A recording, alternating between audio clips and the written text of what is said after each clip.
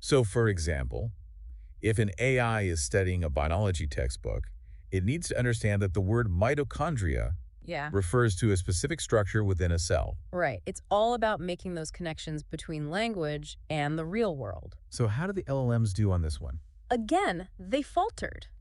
Really? They couldn't reliably link words to their visual counterparts, highlighting a gap in their understanding. It's like they had a dictionary, Yeah. but couldn't quite figure out how to use it in the real world. Exactly. Okay, so they struggled with domain separation and language grounding. Right. Were there any other subtasks where they fell short? Yes, there was one focused on perception. Perception, okay. It assessed whether LLMs could accurately recognize and describe objects in the Odin world.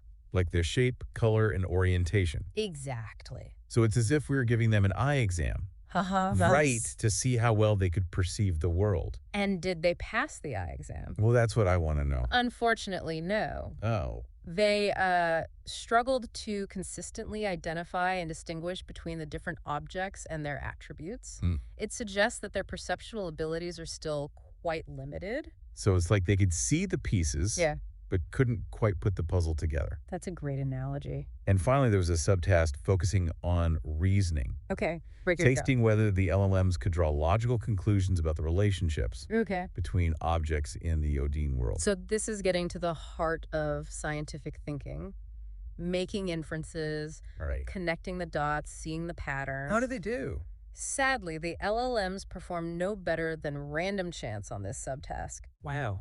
They simply couldn't grasp those logical connections needed to solve the puzzles. So their reasoning abilities just weren't there yet. Not yet. It sounds like we've uncovered some significant limitations in LLMs We have. when it comes to scientific thought.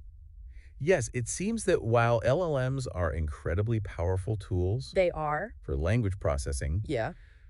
they're still missing some key ingredients for scientific discovery. Like what? Well, they've mastered the language of science, but not the logic. It brings us back to that idea we touched on earlier, Uh-huh. that an artificial scientist needs more than just intelligence. Right. It needs curiosity, Yeah. agency, a deep understanding of the world. For sure. It needs to be able to act and experiment, not just process words. Exactly.